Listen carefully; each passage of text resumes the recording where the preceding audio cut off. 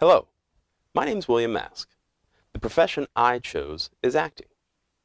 Now, there are many types of acting: stage, television, radio, motion picture production, or other settings for entertainment, information, and instruction. My interest in voice acting started when I was just a young kid. I was fascinated with the voices behind my favorite characters. Who was that voice on the radio?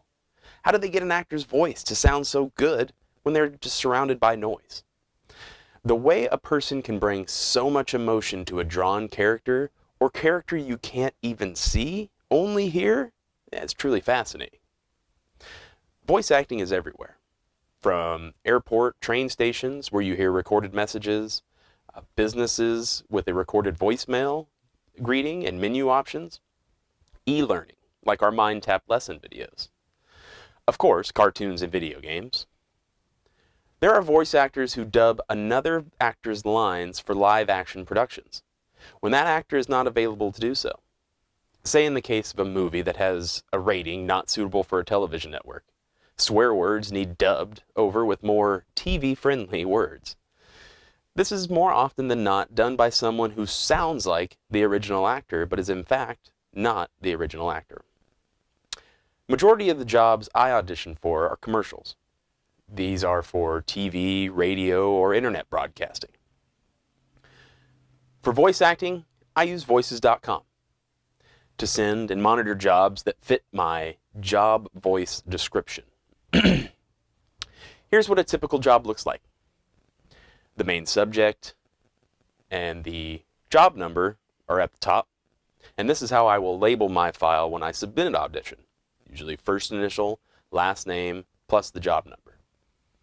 Details such as language, accent, gender, voice age, role style, and who the audience will be. The way these jobs are offered to me are based on a voice match, and this job shows that I'm a 60% match. Next we see what this job pays, the finished word count, and the finished amount of time that the job is expected to be. Pay for voice acting jobs is typically based on word count and finished time. Now, the average person speaks 160 words per minute. Right now, for a non-union related voiceover job, the average budget for 0 to 2 minutes of work, which is around 300 words or less, is $100 to $250. For this job, the pay would be considered low. That doesn't mean you can't bid yourself higher. But for someone like me who's new to the industry, I'll take a job like this and hope that it also pays in exposure. I'm not trying to sell myself short. This is just what it is to work non-union.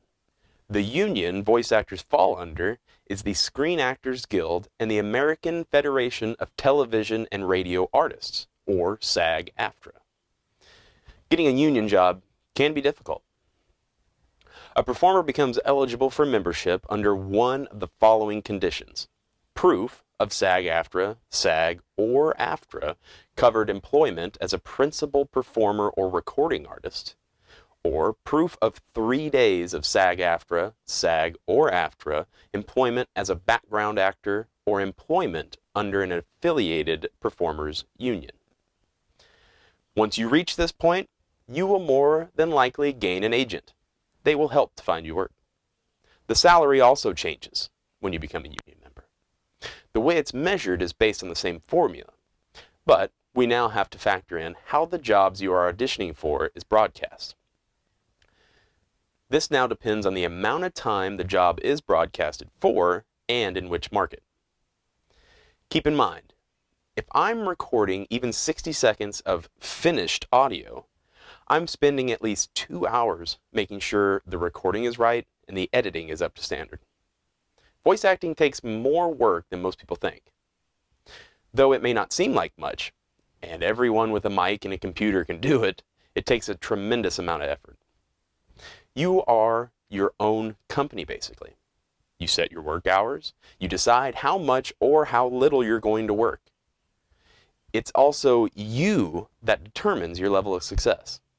You are doing all your own marketing, promoting yourself on social media, editing all your audio for auditions, constantly practicing and training. all to try and stay relevant with the vast and fierce competition. Those who receive training are more than likely to get jobs sooner. That doesn't necessarily mean a bachelor's degree or anything more than a high school diploma.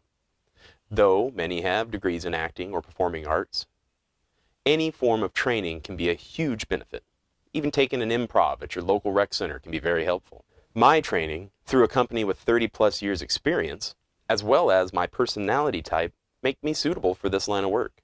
As someone who's extroverted, intuitive, feeling, and perceiving, this type of work allows me to express myself in front of a group of people and expect criticism. I can use my sensitivity to feelings to then project those feelings with believability in a scene. Having the chance to explore different characters and really different parts of myself is really freeing and satisfying. Voice acting itself is only growing. Times like these, when we are in lockdown, it is almost crucial that you are able to record, edit, and communicate from home.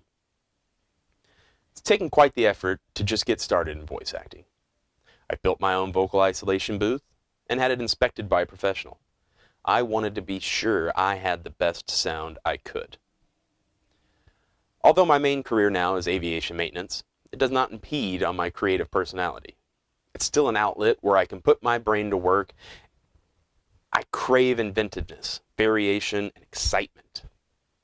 One day I hope to make my main job voice acting, and am able to open my own aircraft shop. I'd like to be able to be particular in the aircraft I work on. Perhaps I can repair or restore aircraft for celebrities. Thank you for taking the time to listen to my analysis of the professional field of acting, in particular voice acting. This is a field that I've been fascinated with and will never stop learning about. Keep an eye, and more importantly, an ear on my career.